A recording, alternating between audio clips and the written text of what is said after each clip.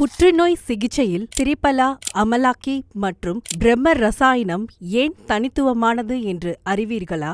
இந்திய பாரம்பரிய அறிவியலான ஆயுர்வேதம் ஆரோக்கியத்திற்கான முழுமையான பதில்களை நூற்றாண்டுகளாக வழங்கி வருகிறது. இதில் முக்கியமான 3 தயாரிப்புகள் திரிபலா, அமலக்கி மற்றும் பிரம்ம ரசாயனம் நோயெதிர்ப்பு சக்தியை மேம்படுத்தும் தனி சிறப்புகளை கொண்டவை. இவை சாதாரண மூலிகை டானிக்குகள் போல் அல்ல. உடலை ஒரு தனி உறுப்பாக அல்லாமல் ஒரு முழுமையான அமைப்பாக கருதும் பண்டைய பார்வையின் ஒரு பகுதியாக இவை செயல்படுகின்றன.